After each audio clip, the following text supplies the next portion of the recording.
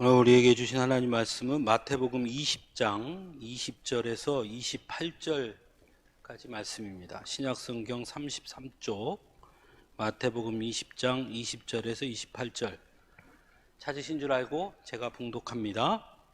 그때 세베대의 아들의 어머니가 그 아들들을 데리고 예수께 와서 절하며 무엇을 구하니 예수께서 이르시되 무엇을 원하느냐 이르되 나의 이 두 아들을 주의 나라에서 하나는 주의 우편에 하나는 주의 좌편에 앉게 명하소서. 예수께서 대답하여 이르시되 너희는 너희가 구하는 것을 알지 못하는도다. 내가 마시려는 잔을 너희가 마실 수 있느냐? 그들이 말하되 할 수 있나이다. 이르시되 너희가 과연 내 잔을 마시려니와 내 좌우편에 앉는 것은 내가 주는 것이 아니라 내 아버지께서 누구를 위하여 예비하셨든지 그들이 얻을 것이니라. 열 제자가 듣고 그 두 형제에 대하여 분이 여기거늘 예수께서 제자들을 불러다가 이르시되 이방인의 집권자들이 그들을 임의로 주관하고 그 고관들이 그들에게 권세를 부리는 줄을 너희가 알거니와 너희 중에는 그렇지 않아야 하나니 너희 중에 누구든지 크고자 하는 자는 너희를 섬기는 자가 되고 너희 중에 누구든지 으뜸이 되고자 하는 자는 너희의 종이 되어야 하리라. 인자가 온 것은 섬김을 받으려 함이 아니라 도리어 섬기려 하고 자기 목숨을 많은 사람의 대속물로 주려 함이니라. 아멘.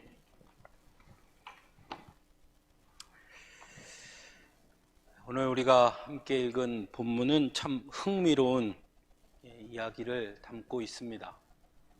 무엇보다 본문의 내용을 보면 사람 사는 모습은 예수님 당시나 지금이나 별반 다르지 않다라는 것을 느끼게 됩니다.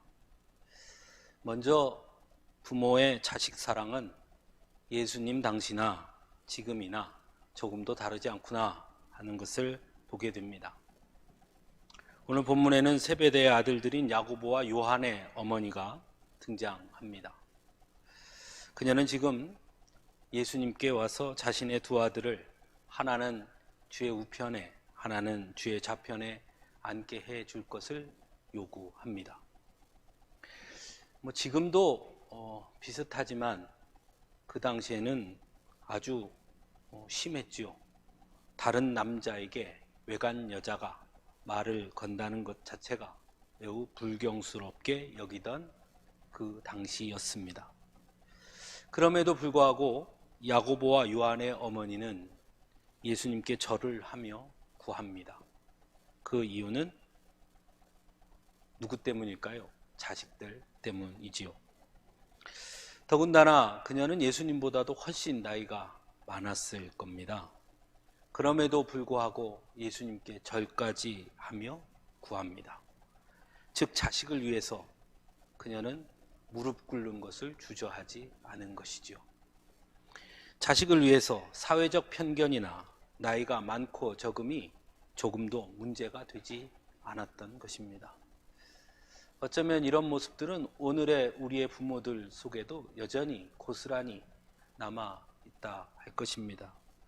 오늘 여기 계신 분들도 아마 자식을 위해서라면 절을 못할 것이 어디 있으며 무릎 꿇지 못할 것이 어디 있겠습니까? 그때나 지금이나 부모의 자식 사랑은 한결같구나 하는 것을 보게 됩니다. 또 하나는 자기 중심적 사고입니다. 야고보와 요한의 어머니는 예수님께 자신의 자식들을 우편에 좌편에 앉게 해줄 것을 요구합니다. 하지만 잘 알듯이 자신의 아들들 야고보와 요한은 그 둘만 있는 것이 아니라 예수님의 제자들과 함께 공동체를 이루어 함께 예수님을 따르는 자들이었습니다. 그럼에도 불구하고 그녀는 자신의 자식들만 생각합니다. 철저하게 자신의 자식들 중심이었다는 것이죠. 만일 예수님께서 그 이야기를 듣고 그래 걱정하지 마, 내 아들 야고보와 요한을 하나는 우편 하나는 좌편에 앉혀줄게, 만약에 그렇게 말씀하셨다면 그럼 나머지 10명의 제자들은 어떻게 되는 것일까요? 야고보와 요한의 어머니는 예수님 곁에 있는 10명의 다른 제자들, 자신의 자식들 빼고 다른 10명의 제자들이 있다는 걸 알았습니다. 그러나 그들에 대한 생각은 없었던 것이죠. 오로지 내 자식만 잘 되면 된다고 생각한 것이죠. 이것 또한 오늘날과 조금도 다르지 않습니다. 내 자식, 내 가족, 더 좁히면 나 중심이라는 것이죠. 세 번째는 그때나 지금이나 청탁은 있었구나 하는 것입니다. 요즘 젊은이들이 좀 비판적으로 사용하는 말이 있죠. 바로 부모 찬스라는 말입니다. 아, 그때에도 부모 찬스라는 것이 있었구나 하는 것입니다. 자신의 노력으로, 자신의 능력으로가 아니라 인맥을 통해서 또는 청탁을 통해서 또는 부모 찬스를 통해 더 나은 대우를 받고 싶어 했고 그것을 이용하려고 했다라는 것입니다. 네 번째는 뭐가 있을까요? 네 번째로는 줄 세우기가 그때도 있었구나 하는 것입니다. 예수님의 제자 공동체는 사실 서열이 없었지요. 우리는 흔히 베드로를 예수님의 수제자라고 말하지만 복음서 어디에도 예수님이 베드로에게 네가 내 수제자야 라고 말씀한 적은 없습니다. 예수님의 제자 공동체는 서열이 없는 한마디로 평등한 공동체였습니다. 하지만 오늘 본문에 등장하는 세베대 아들들의 어머니는 자신의 아들들이 다른 제자들보다 더 위에, 더 앞에 서기를 구합니다. 그러니까 여전히 그 머릿속에 줄 세우기가 있었다는 것입니다. 지금이나 그때나 똑같구나 하는 것입니다. 다섯 번째는 결과 중심주의입니다. 예수님께서 세베대의 아들들의 어머니의 요구를 듣고 세베대의 아들들인 야고보와 요한을 불러서 묻습니다. 너희는 너희가 구하는 것을 알지 못하는도다. 내가 마시려는 잔을 너희가 마실 수 있느냐? 이렇게 묻습니다.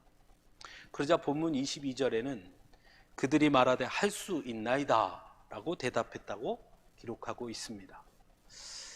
정말 세베대의 아들들인 야고보와 요한이 예수님이 말씀하시는 그 잔이 무엇인지 알았을까요? 정말 그것이 무엇인지 알고 그렇게 대답했을까요? 아니었습니다. 왜냐하면 예수님께서 붙잡히자 다 도망가 버렸잖아요. 그렇죠? 단지 그들이 그렇게 할 수 있습니다라고 말했던 것은 주의 우편과 좌편에 관심이 있었기 때문이었습니다. 그렇게 된다면 뭐든지 하겠다라고 말하는 것이죠.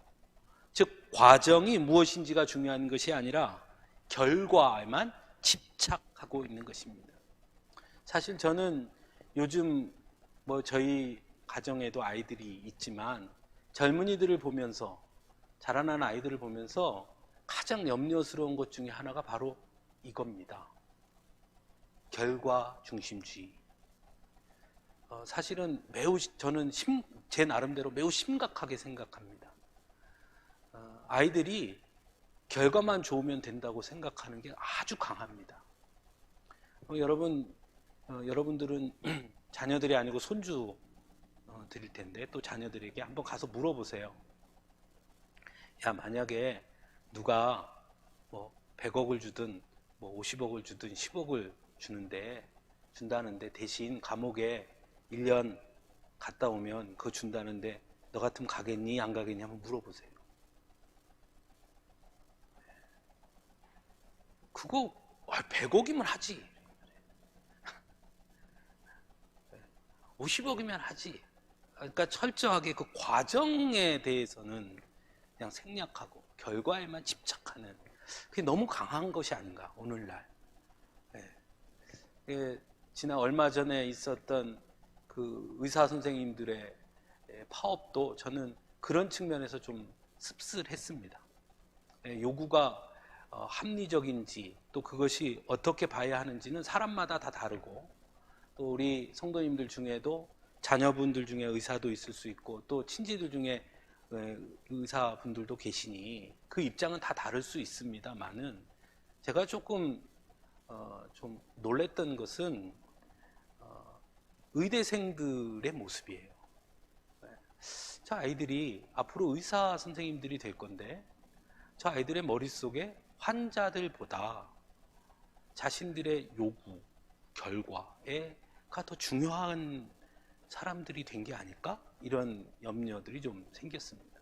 근데 그때도 여전히 결과 중심주의는 여전히 존재했구나. 예수님 당시에도. 이런 것들을 우리가 보게 되죠. 여섯 번째는 인간의 욕망은 그때나 지금이나 똑같구나 하는 것입니다. 예수님은 제자들에게 오늘 본문 25절에 보면 이방인의 집권자들을 말씀하시면서 그들의 권력에 관해서 이야기하십니다. 즉 세베대의 아들들이나 그의 어머니 그리고 다른 제자들 모두 어디에 관심이 있었느냐, 예수님 그걸 정확하게 짚고 계시는데 바로 권력에 관심이 있다라는 것입니다. 다른 이들을 마음대로 주관하는 권세를 누리기를 원하고 있었다는 것이죠. 예수님은 그들을 사람을 낚는 어부가 되게 하기 위해서 부르셨는데 막상 주님의 그 부르심을 듣고 예수님을 쫓은 그들은 그들의 실제 욕구와 욕망은 예수님을 통해 권세, 권력을 주기 원했다라는 것입니다. 다른 이들 위에 서서 그들을 다스리기 원하는 그런 욕구와 욕망이 여전히 그들에게 있었다는 것이죠. 사실은 오늘 우리에게도 있죠. 그것은 권력자들만의 이야기가 아닙니다. 왜냐하면 평범한 사람들의 모습 속에서도 나타납니다. 그래서 나보다 힘 있는 사람 앞에는 고개를 숙이지만 나보다 못한 사람들 앞에서는 쉽게 흔히 갑질이라고 하는 행태가 드러나고 있다는 것이죠. 그러니까 그때나 지금이나 절반 다르지 않구나 하는 것을 깨닫게 됩니다. 일곱 번째는 경쟁심과 질투 그리고 시기와 분노입니다. 세베대의 아들들이 그리고 그의 어머니가 예수님께 구한 것이 무엇인지 들은 제자들은 오늘 본문 24절에 보면 두 형제에 대해 분이 여겼다라고 증거합니다. 그들이 왜 분했을까요? 왜 분노했을까요? 그 이유가 무엇이었겠습니까? 경쟁심이죠. 왜 너만 그 자리에 서야 되는 거야? 야, 웃기는 소리 하고 있네. 그건 인마 내 자리야. 이런 생각을 갖고 있는 거죠. 그래서 분노하는 겁니다. 그래서 그 마음에 질투가 생기고 시기심이 있고 분노가 일어나고 경쟁심이 있다는 것이죠. 사실 예수님이 함께하는 제자 공동체는 사랑의 공동체고 은혜의 공동체여야 하는데 그 안에 여전히 시기, 질투, 분노가 여전했다. 사실은 오늘날 우리 사회에서 경쟁이라는 걸 빼고 이야기할 수 있겠습니까? 그런 면에서 똑같구나 하는 겁니다. 마지막 여덟 번째는요, 철저한 개인주의입니다. 예수님의 제자들은 공동체였죠. 함께 먹고 함께 마시고 함께 생활하고 함께 자고 함께 걷는 말 그대로 운명 공동체였습니다. 하지만 정작 누가 예수님의 좌편과 우편에 앉을 것이냐는 얘기가 나오자 그들은 서로 분노를 표출합니다. 더 이상 함께하는 공동체가 아니라 철저하게 개인주의의 모습을 보입니다. 양보도 배려도 찾아볼 수 없는 모습을 보입니다. 결국 이러한 여러 가지 이유들이 제자 공동체의 균열을 가져오고 있는 것을 보게 됩니다. 서로 분노하고 서로 화내고 서로 시기하고 질투하는 예수님의 공동체의 균열이 된 모습을 보여줍니다. 그리고 이런 모습들은 사실 오늘날 우리의 모습과 별반 다르지 않다는 것이죠. 요즘 우리는 코로나 시대를 살아가고 있습니다. 코로나가 지금 우리 사회에 끼친 영향들은 이루 말할 수 없이 많은 모습들로 나타나고 있습니다. 그 중에 여러 가지를 꼽겠지만 그 중에 하나가 바로 공동체성의 변화입니다. 특히 우리 민족은, 우리나라는 공동체성을 아주 중요하게 여기고 강조하는 사회고 민족입니다. 그래서 동창회도 있죠, 동문회도 있죠, 종친회도 있죠, 향후회도 있죠. 참 다양한 공동체를 가지고 있습니다. 그런데 이 코로나로 인해서 이러한 많은 공동체 모임이 어려움을 겪고 있고 또한 약화되고 있는 것 또한 사실입니다. 교회 역시도 마찬가지죠.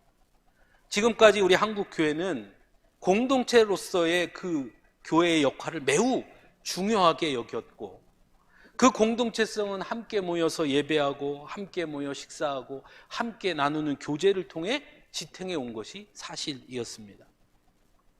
하지만 이 코로나로 인해서 함께 모여 예배하는 것이 어려워졌지요. 우리가 같이 모여서 교회에서 식사를 한 게 언제인지 기억이 나지 않을 만큼 오래됐습니다. 앞으로도 아마 한동안 불가능할 것 같습니다. 그래서 많은 이들이 교회의 위기를 말하고 있고, 실제로 보여지는 모습을 보면 현재 교회들이 여러 가지로 위기적 지표들이 나타나고 있는 것을 볼 수 있는 것이 사실입니다. 그런데 우리가 좀 더 솔직하게, 그리고 좀 더 엄밀히 말하면 과연 교회의 이런 위기가 코로나 때문일까 하는 것입니다. 코로나 때문에 교회가 이렇게 위기가 온 것일까? 그럼 코로나 오기 전에는 괜찮았나 하는 것입니다. 코로나가 오기 전부터 사실 교회는 위기 상황으로 가고 있음을 나타내는 지표가 많이 드러나고 있습니다. 우리 교단 통계를 보면요, 2019년 말, 그러니까 코로나가 오기 전이죠. 2019년 말 통계에 의하면 그 전년 대비 2018년 대비 성도 수가 4만 7천 명이나 감소했습니다. 2010년 대비 한 10년 전으로 비교해 보면 전체 교인 수, 한 교회의 전체 교인 수가 30명 이하의 교회, 우리 교단에 있는 교회 중에 성도가 30명 미만인 교회 수가 우리 교단 전체 교회의 한 26% 정도 됐어요. 10년 전에. 그런데 2019년 말에 의하면 30명 미만의 교회가 36%가 넘었습니다. 그러니까 10개 교회 중에 거의 4개 교회 가까이가 교회가 세워졌지만 그 교회마다 성도 수가 30명이 안 되는 교회가 10개 중에 4교회 정도가 된다는 겁니다. 또 우리 교단의 교회의 가장 허리, 중간이라고 말할 수 있는 교회의 교인 수는 몇 명이냐? 50명으로 나타났습니다. 50명. 그러니까 우리 교단의 모든 교회의 절반 이상이 50명이야 라는 이야기입니다. 즉 우리 한국 교회는 사실 코로나 이전부터 매우 위기 상황을 향해 가고 있었다라는 것입니다. 그래서 현재 교회의 위기를 단순히 코로나 때문이라고 말한다는 것은 사실은 그 책임을 거기에 전가하는 것밖에 되지 않죠. 다만 코로나로 인해서 그 위기 상황이 더욱 가속화되고 있다고 보는 것이 더 정확한 진단일 것입니다. 그렇다면 질문하게 되죠. 왜 교회가 그렇게 됐을까 하는 것입니다. 저는 그 이유를 사실은 오늘 본문의 내용에서 찾아보게 됩니다. 제자 공동체의 위기의 이유가 오늘 교회 공동체의 위기의 이유와 같지 않을까 하는 것입니다. 분명 제자 공동체는 은혜의 공동체고 사랑의 공동체였는데, 그런데 오늘 본문에 드러나는 모습을 보면 그 제자 공동체에 서로 균열이 생긴 것을 보게 됩니다. 그렇다면 교회 공동체의 위기가 온 것도 혹 제자 공동체의 균열이 온 것과 같은 이유가 있는 것은 아닐까 하는 것이죠. 오늘 본문의 세베대 아들들의 어머니처럼 혹 오늘날 우리의 교회들 역시 세베대 아들들의 어머니가 내 자식만 잘 되면 돼 라는 생각으로 차여 있었던 것처럼, 그래서 그것이 표출되었을 때 공동체가 흔들렸던 것처럼 오늘날 한국교회가 말로는 공교회를 믿사오며 라고 고백하지만 실상은 우리 교회만 잘 되면 돼 라는 생각이 자리 잡고 있었던 것은 아닌가 하는 것이죠. 철저하게 자기중심적 사고, 우리 교회 중심적 사고만 자리 잡고 있었기 때문은 아니냐 하는 것입니다. 당장 코로나로 인해 교회 재정들이 어려워지자 가장 먼저 손을 대고 있는 것이 선교비를 줄이고 있다는 통계가 나타나고 있습니다. 코로나에 대한 대응 역시 전체 한국 교회에 대한 생각, 이 사회에서 교회가 어떤 역할을 하고 세상 사람들이 교회를 어떻게 바라볼까에 대한 생각보다 우리 교회만 생각하는 모습들이 실제로 드러나고 있는 것 또한 사실이지 않습니까? 다른 교회들이 모두 방역 지침을 잘 따르고 있음에도 불구하고 우리 교회는 괜찮아 하는 식의 모습들을 보이고 있고, 그래서 사회적으로 문제들을 일으키는 모습들이 우리 안에 여전히 있지 않습니까? 우리 사회 전체, 우리 국가 공동체 전체를 생각하기보다는 내 교회 이기주의에 빠진 모습들이 우리 한국 교회 안에 과연 없다고 말할 수 있겠느냐 하는 것입니다. 교회에는 청탁 문화는 없습니까? 그것에 대한 문제의식이 사실 오히려 결여되고 있는 것이 문제 아닙니까? 얼마 전 그런 모습이 아주 분명하게 드러난 너무나 창피스러운 사건이 바로 우리 지역의 기아자동차 취업 비리에서 그대로 고스란히 드러나지 않았습니까? 내 자식 취업하기 위해서 1,000만 원, 2,000만 원 청탁해서 좋은 회사에 취업할 수 있다고 생각하고 그것이 죄라고도 생각하지 않는 목사님들이 그 한가운데 서 있는 이런 모습이 한국 교회 위기를 불러온 것은 아니냐는 것입니다. 줄 세우기는 어떻습니까? 교회 정치에도 파벌이 존재하고 무엇이 옳고 그르냐, 하나님의 뜻이 어디에 있느냐 보다 줄에 따라 판단하고, 명성교회 사태에 대한 우리 총회의 모습들이 아주 단편적이고 대표적으로 나타난 모습이라고 할 수 있을 것입니다. 교회 역시 세상의 욕망 앞에서 자유롭습니까? 그렇지 않죠. 교회가 자꾸 위에 서려고 하고 힘을 과시하려고 하고 세상 권력에까지 손을 뻗으려고 하는 모습들이 오늘날 우리의 모습들 아닙니까? 결국 교회 위기는 코로나 때문이 아니라 사실은 오늘 본문에 나타난 그런 그 당시의 그 모습들이 여전히 우리 사회에 있기 때문 아니겠습니까? 예수님은 제자 공동체의 균열이 일어나자 그들을 불러 모으고 아주 분명하게 오늘 본문에 보면 말씀합니다. 26절입니다. 너희 중에는 그렇지 않아야 하나니. 제자 공동체의 방향과 목적, 방식은 세상과 달라야 한다. 그들과 같지 않아야 한다. 그렇게 되지 말아야 한다. 말씀합니다. 세상 사람들은 높아지려 하고 위에 서려고 하고 권세와 권력을 누리고 싶어 하고 그래서 줄 세우기를 하고 경쟁에서 승리하는 것을 목적으로 삼을지 몰라도 너희들은 그렇지 않아야 한다. 오히려 제자들이라면 섬기는 자가 되고 종이 되어야 한다. 높아지기를 위해 사는 자들이 아니라 낮아지기 위해 사는 자들이 되어야 하고 권력과 권세를 누리기 위해 경쟁하는 자들이 아니라 다른 이들을 세워주는 자들이 되어야 하고 그들을 섬겨주는 자들이 되어야 한다 말씀하고 있습니다. 왜 우리는 그래야 합니까? 예수님이 그렇기 때문이죠. 세상의 그 누구보다, 세상의 그 어떤 권력과 권세보다 더 큰 권세와 권력을 가지신 분, 더 이상 높아지려고 해도 높아질 수 없을 만큼 가장 높으신 분, 그분이 예수님 아닙니까?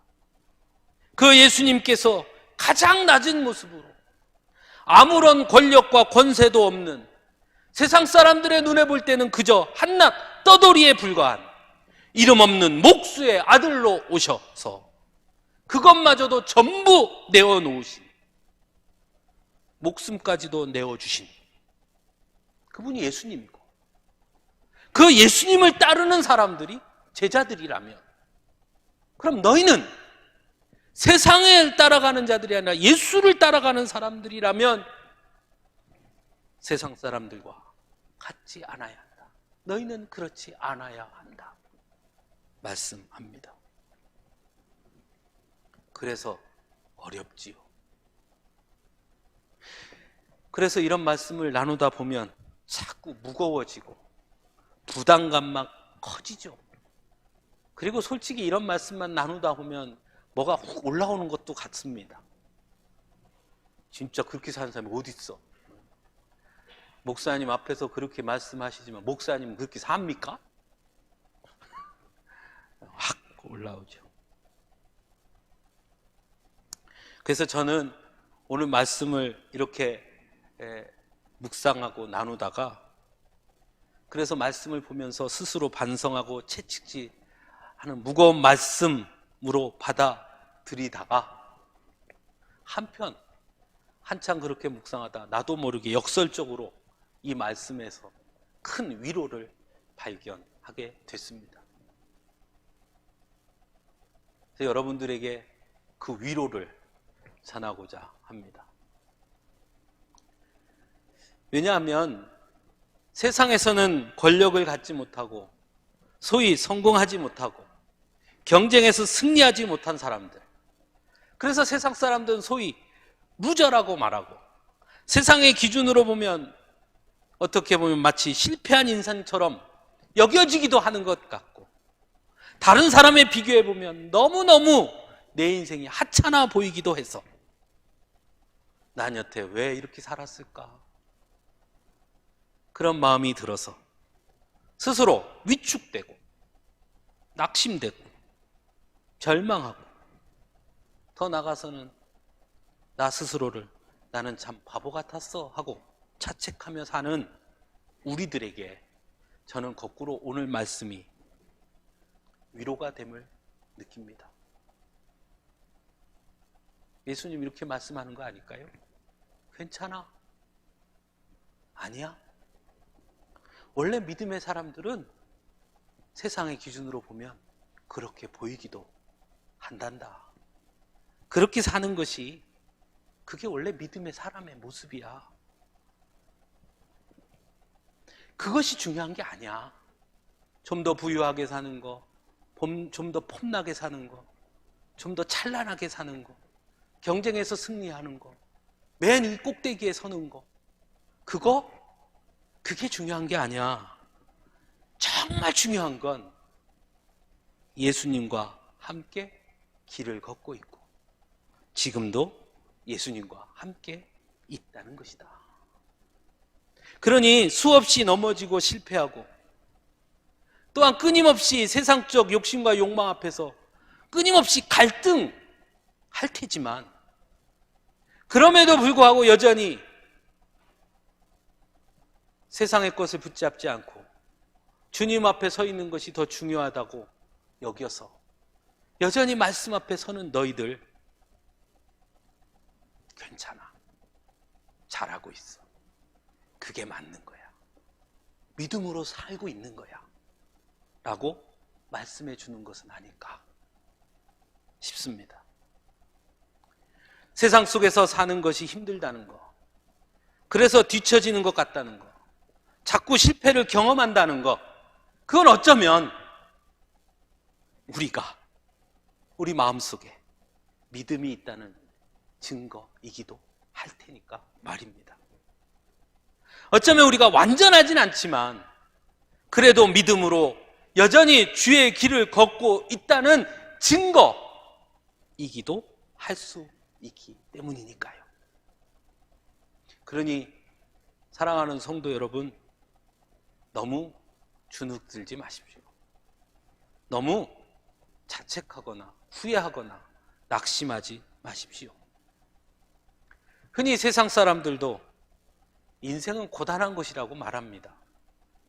그런데 그들의 고단함은 자신들의 욕망과 욕심을 이루기 위해서 맨 꼭대기에 서기 위한 고단함이지요. 믿음으로 산다는 것, 제자로 하나님의 사람들로 산다는 거, 그거 원래 힘겨운 것입니다. 고단한 것이고요.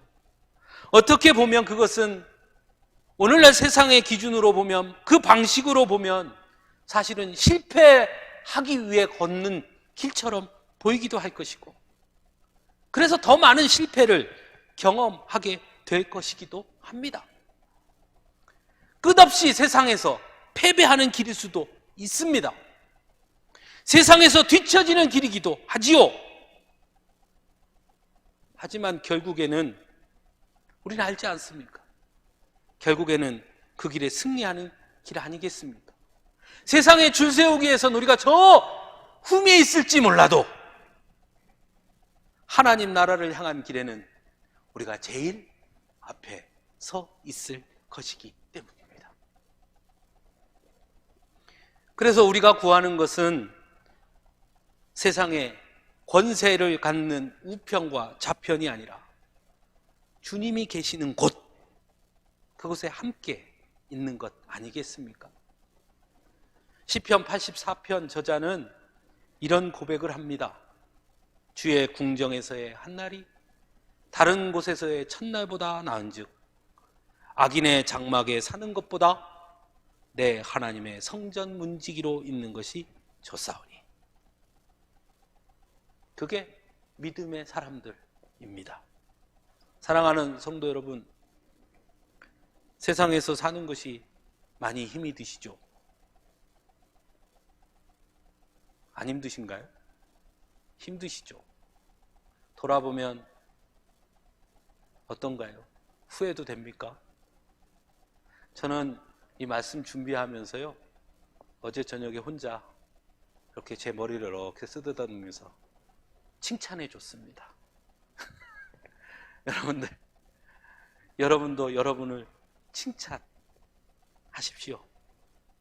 힘들면 내가 믿음으로 살고 있구나. 세상에서 좀 어려우면 그래, 내가 그래도 믿음으로 살아서 힘든 거야. 나도 세상 사람들처럼 적당히 타협하고 욕심부리고 거짓에 슬쩍 눈 감고 세상 성공만 향해 뛰어간다면 내가 도저히 살 수 있었을 건데, 아니야. 그래도 나는 믿음 때문에 여기 있어. 참 귀하다. 너 참 잘하고 있어. 칭찬해 주시기 바랍니다. 여러분, 우리는 세상에서 잘 살기를 구하는 자들이 아니라, 비록 세상에서는 어렵더라도, 세상 사람들의 눈에는 조금 부족해 보이더라도 우리가 구하는 것은 언제나 주님이 계시는 곳에 머물러 있는 것이니까요. 그것이 비록 십자가의 길이고, 그것이 비록 좁은 길이더라도, 그래서 사람들은 바보 같다고 우리를 손가락질 할지라도, 그래도 여러분, 그곳에 있는 것이 결국에는 승리하는 길이고, 그곳에 있는 것이 이 세상에서 가장 잘한 선택이고, 그곳에 있는 것이 곧 하나님 나라 향해 가는 맨 앞에 서는 길임을 알기 때문입니다. 사랑하는 성도 여러분, 여러분 다 잘 사셨고 잘 살고 계십니다. 그러니까 괜히 주눅 들고 세상과 비교하면서 낙심하지 마시고, 적어도 오늘 하루만큼은 잘했어, 잘하고 있어, 괜찮아, 훌륭해, 칭찬하며 용기를 가지시기를 간절히 바랍니다. 기도하겠습니다.